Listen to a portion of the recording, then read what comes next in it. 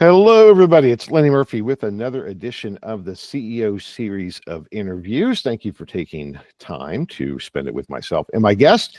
And today I am joined by Alexandra Cirgenski, who is the managing director of YouGov Behavioral. And we have tried for 2 months to get this scheduled, Ali. So it's great that we finally were able to pull it off. So, Ali, welcome. Thank you so much for having me, Lenny. I'm really excited. It's great to have you here. And for our audience, one of the challenges was that Ali's in LA, and so our timing was challenged by acts of God, I guess, for lack of a better term. But yeah, or at least acts of something, right? Yeah, yeah. But thankfully, you and your family made it through all of that okay, and all good. Yeah, we're okay. My heart goes out to the many families devastated by the fires and what the future holds for my city.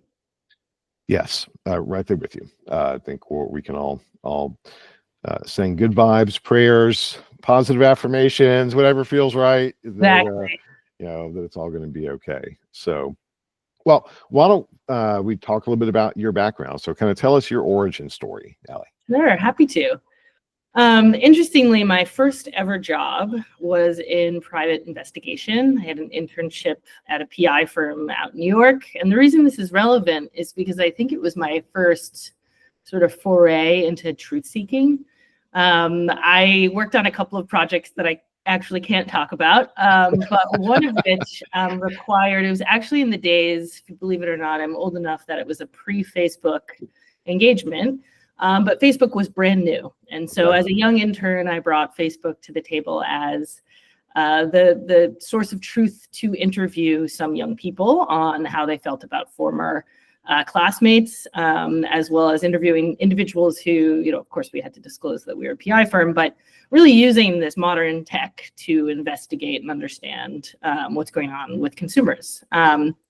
And I loved that job, but I ended up going to college after that and kind of diverting my efforts to art history and architecture and design. Both my parents are architects, so it was kind of always in my blood.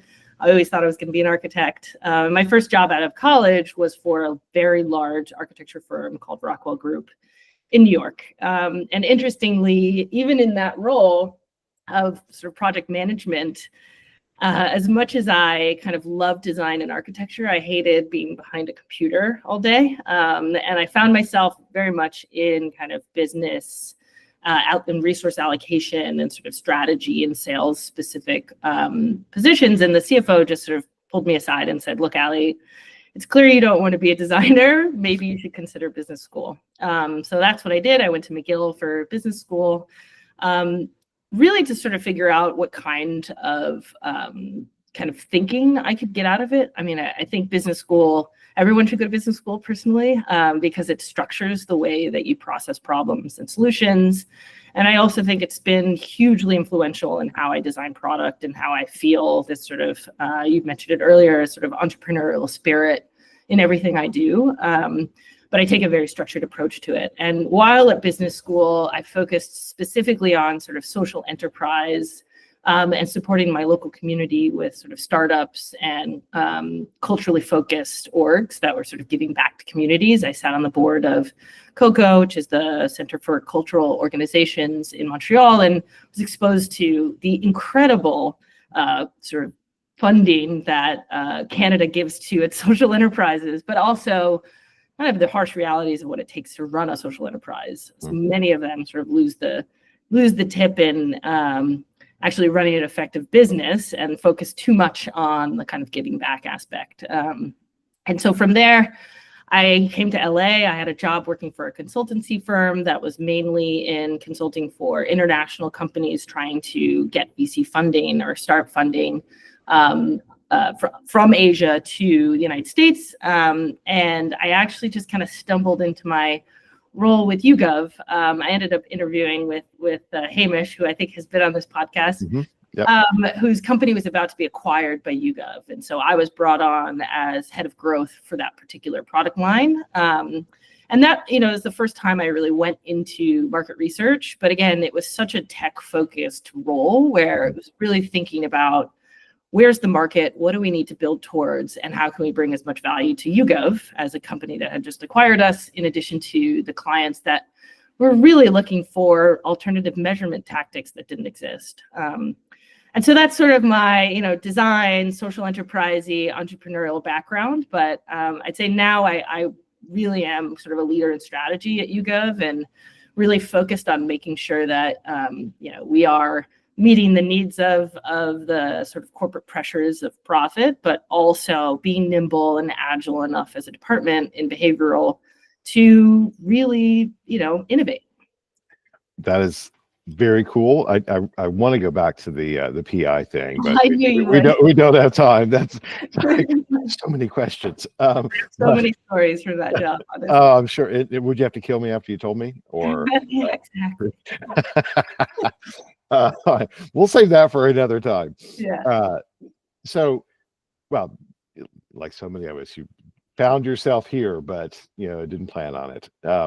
Exactly. So, YouGov Behavioral, which was called YouGov Safe before that, right? Always struck me as kind of a best kept secret within YouGov, right? That you had built this pretty amazing solution for behavioral data. And we should be clear for the audience, we're talking about behavioral. It's passive measurement of behavioral data, right? And I love the way that you structured the data and structured the outputs and the use cases. And that was before AI emerged. Right. Right. So now here you are. You've been building this product. It was kind of maybe not stealth mode, but wasn't getting tons of. It was in incubation mode. We could put it that way. Okay. All right. In incubation mode. An entrepreneur inside YouGov building this. But suddenly the demand for data like that has exploded. So while at the same time, there's all these pressures that are occurring for public companies, not YouGov and many others, to try and find their way. So what's that like as you're kind of navigating through? Are you now raising your hand saying, hey, we're going to save the company? And I don't mean it needs saving, but it's like we already have the solution for this new world we're moving into, or kind of what's going on? Yeah. Well, I think what's really interesting is we sort of hold the keys to a couple of different facets to the way we have this data, right? We control and license the mechanism and the technology behind the actual data extraction, while also holding access to a panel, access to hundreds of thousands of people who we can leverage this tech on. And then also having a number of different products to commercialize from a channel perspective, all of this data, right? Whether that be data sales or actually subscription sales within displays or sort of analytics of the data itself. What's really interesting is I think there are a number of players in each one of those buckets. But I think where YouGov has really hit its stride, I would say, is in the combination of those three, right? We start with the tech particularly. I love the behavioral tech because it's so smartly built in that it gets around the sort of cookieless world that we're about to enter into. The way in which we extract the data protects us from cookie tracking, and we're able to get individualized, personalized, online behaviors. And also it's privacy driven. So we built it with a GDPR compliant backbone because we're a globally publicly traded company. And so we have to follow the GDPR principles with anything we build at YouGov. And again, I think there are local players in the US and some in Germany that can sort of take different approaches to the way in which they collect the data, but we have this sort of global protection because we have that footprint. When we look at the actual panel, because we have 20 years of historical sort of survey opinion-based data, we can really color a lot of this behavioral data. And I think we've also seen partners come to us and say, hey, look, we have behavioral data too, but it would be great if we could get the 100,000 variables that you guys can overlay from an audience segmentation standpoint, right? Being able to get the granular understanding of those consumers is really the key. And again, the value in YouGov is that we can take this behavioral data of actions and compare it to what people say they're going to do, right? And then ultimately link that to outcomes, purchase behavior, and or brand performance. And then lastly, I would say the kind of the ability to scale and the ability to both display it from a commercial standpoint, but also say to a client, we'll build any custom dashboard interface you want to pipe this data into your mechanism. I think from my perspective, the next big step is for us to get into all of the data warehouses and have more relationships with the AWSs and the Snowflakes of the world. I mean, we're already in talks with both of them, but to me, becoming more of an arms dealer of our data is really the future. But yeah, I definitely have to give a shout out to my new boss, Mark Ryan, who's the new CPO at YouGov, and he certainly sees the value. He supports me and the promotion of YouGov internally. I think really it's been less about us being in stealth mode in YouGov, but more just education with our client base on how valuable this data is, how much can you trust it, and how can you sort of overlay it on top of your existing research capabilities. And I think that if we look back over the last 10, 15 years, there's been lots of passive measurement behavioral data solutions out there. But nobody really hitting a home run. And I think a piece of that was folks just didn't know how to use it. Right. And now I think we're getting past that to an extent where it's not just an augmentation. Understanding paths of purchase and journey, those things were easy. Excuse me, but to now realize, to your point, there's a big difference between what people say and what they do, and now we can recognize that, and to be more predictive and leveraging that data as the walls between marketing and research continue to come down, and AI is unlocking the ease of use of these things. It seems to me that the time has come for companies like YouGov Behavioral and everybody else that's playing in this arena. And we're seeing all of the traditional panel companies now morphing, announcements just recently of some of the large marketplaces of, we're in the data subscription business now. Yep. Because of data is the new oil. But your data, I would argue, is probably a higher grade oil than maybe some of just the attitudinal data that is captured from some of the legacy platforms that are kind of struggling to catch up. Yeah. So there's my thesis. Are you seeing that in the market? So are people really coming to you guys saying, oh, you've got some really valuable stuff, and we're seeing that growth? Certainly. I mean, I think the reason for that is because we have the respondent level data, right? There's no in between us and the consumer. Yep. And even the kind of Walmarts and the Coca-Colas of the world are seeing that, right? Like they're looking for that closer touch and leveraging their own internal data as an analytics mechanism. I think what will become really interesting, again, is that who is going to play in the data arms business of you can use my data as your source data for your AI model versus who's actually going to play hard in the tech space for the extraction of that data. Yep. And obviously we're playing on both fields, but I do think some companies need to pick, right? Whether they are going to focus on being, substantial panel size, substantial variables collected on that panel, and then longitudinal analysis being viable. I mean, one of the challenges with meter tracking is it's hard tech to maintain. And it's really often the technology is clunky and users don't want to keep it on their phones. It feels like a Trojan horse. Yep. So I think if you can invest deeper in technology that is lightweight, that can extract this data in an effective but user-friendly way, and also maintain a substantial panel that is, rid of fraudulent data. Everyone knows fraud is a huge problem here. Because I think the value is really going to be in that being able to look at a year's worth of this behavioral data. It's not going to be, everyone wants that kind of continuous analytics. I think that's viable too, but I think the real value in creating that historical data set to then have real predictive analytics is you have that person's data for an entire year's worth of data points. And I wonder if so as we're recording this, we're a week into the DeepSeek kerfuffle. Yeah. And we'll see how all that plays out. But I think why that was compelling was, okay, this is this is edge computing AI, right? Sophisticated, powerful, inexpensive, but can function at full operational capacity on a traditional PC. And what that tells me is, okay, well, now the next leap is going to be OpenAI, or somebody's going to come out and say, yeah, we can run GPT-5, on your smartphone, full featured, because we've learned how to, leverage that type of stuff. And in my mind, that helps get to that point that you were talking about, that it doesn't feel so heavy and intrusive.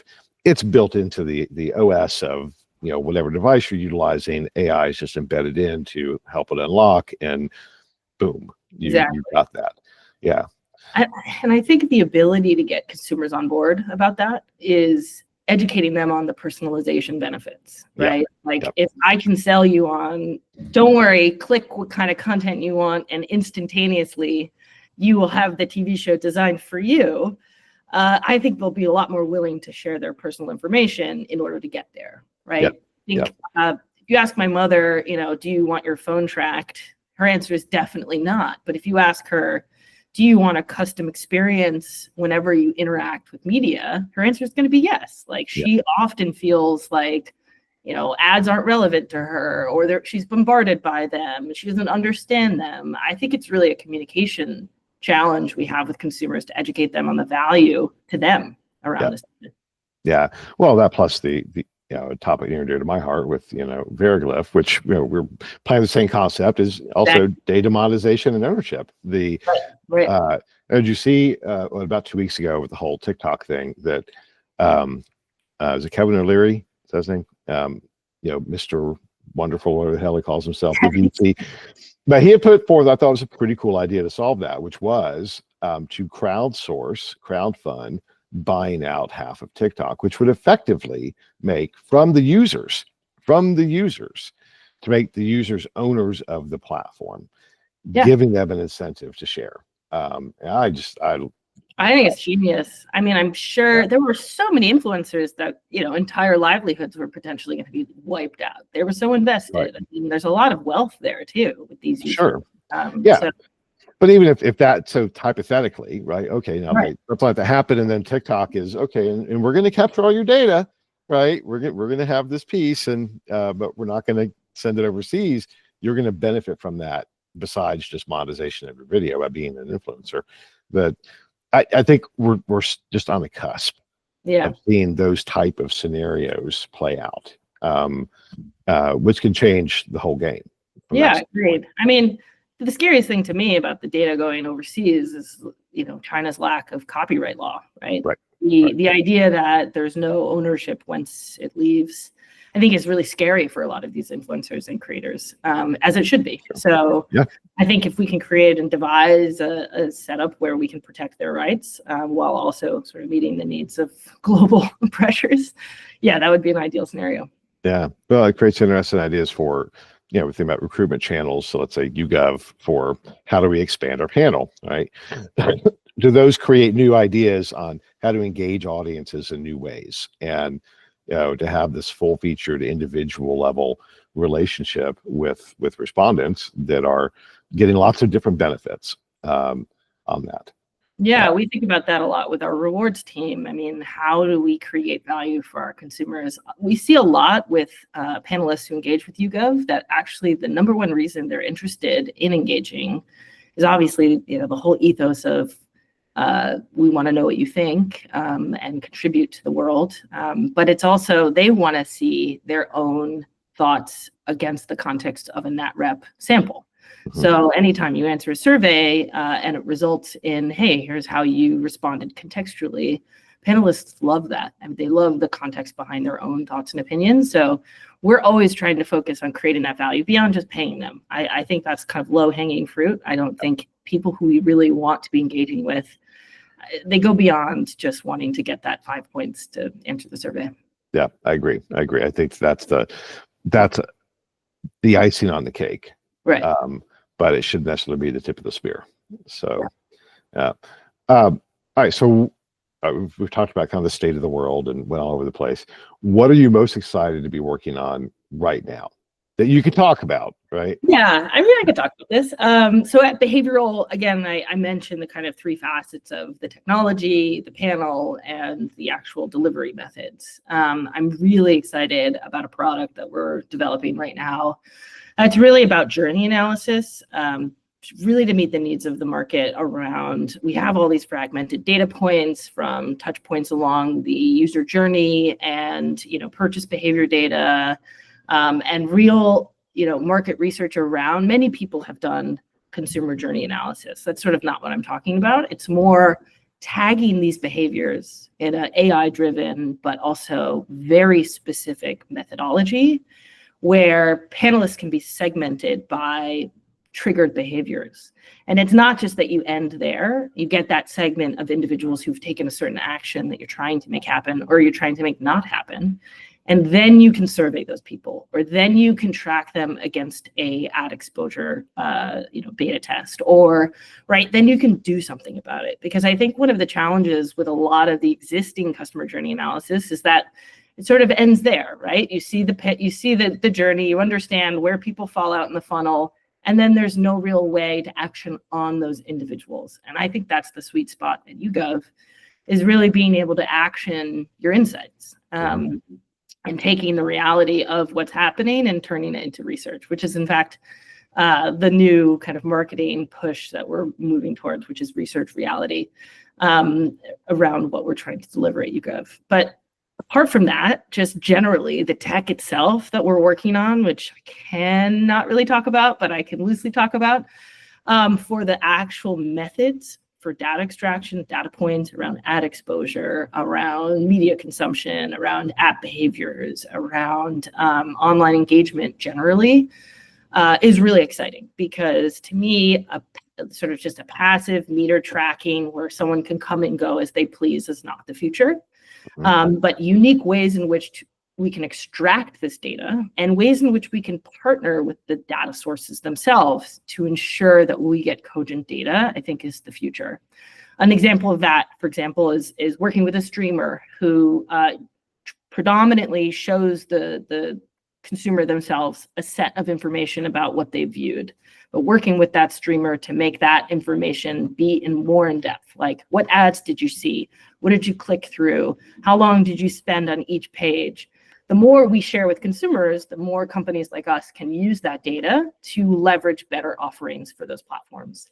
So it's both encouraging to see when these tech providers are open to adjusting and reformatting the open data that they're sharing so that companies like us can actually work with them and help them have better consumer insights. Very cool. You got my brain spinning. I'm thinking about, oh, is that what she means? But I won't press. So yeah, that's really cool. All right. So I want to be conscious of your time as well as our listeners. So, you've had this interesting career and you found yourself in this kind of entrepreneurial role in a very dynamic, very complex market at a time of incredible disruption for the industry that you're in. So what lessons have you learned as a leader? Bestow your wisdom, Allie. Well, one thing I will say, just specifically to market research, and then I'll go more broadly, I think measurement is a huge problem still, right? Measurement has a long way to go, whether you're talking about ad exposure, context, media exposure, all of that is something that we need to tackle before any of us can really get at the truth. And so we're looking at companies where it's impossible for them to measure any ROI on their ad spend. We're looking at lack of standardization of measurement methodologies. And so people like us who are building the tech and the data to augment that still are waiting for industry collaboration to happen for that to be moved forward. And so from my perspective, I think as a tech leader, you need to be aware of the limitations of your market in the moment. Right? If I try to come out as the single source measurement tool, which again, we've never tried to do at Behavioral, we have tons and tons of viewership data from our panelists, which we sell and package, but I've not once called myself a currency. right? Or I should say, I have not once called the product a currency. Right. And that's by design, because I don't believe that there will be one player who can actually come out with a solution. And I think many companies make the mistake of being that leader and being the first mover in that space, when really the realities is that the industry just isn't there. And so cross collaboration needs to happen, even in tech innovation, and cross industry needs to happen when you're really trying to move big mountains.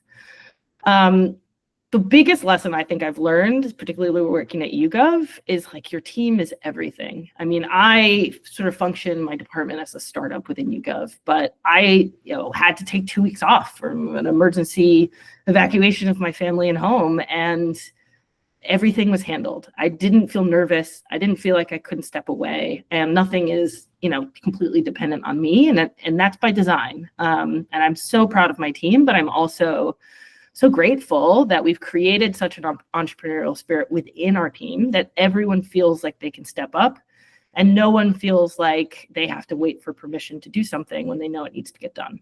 So that's really important, and I think it's hard to foster in a corporate environment. But I do think it is sort of leftover of us being an acquisition of YouGov and sort of always having that spirit. Right. The other advice I would give is just don't get good at something you don't want to do.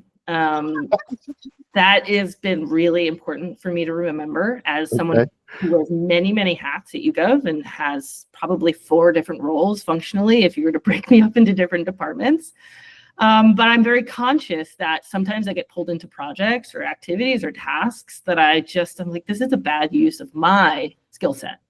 And I think that often gets lost on young people. I think that they get put in roles, or they're told to do activities that, will set them on a different career path. And I think you need to be really careful where your expertise is built, because it has to be something you like. That is, I've never heard it phrased that way, but that's brilliant, right? I characterize it so as an old fart now, that I'm too old to do things that I don't want to do with people I don't want to do them with. Exactly. So I have a very selective skill set that I employ with a very select group of people. So yeah. And no play, right? I mean, I think if you do too much, you end up not doing anything very good, obviously. Yeah. That is very, very cool insight. So what have we not touched on that you wanted to talk about? Anything that you think we have to talk about AI a little bit. I think, I think in market research, it's obviously been the hot topic.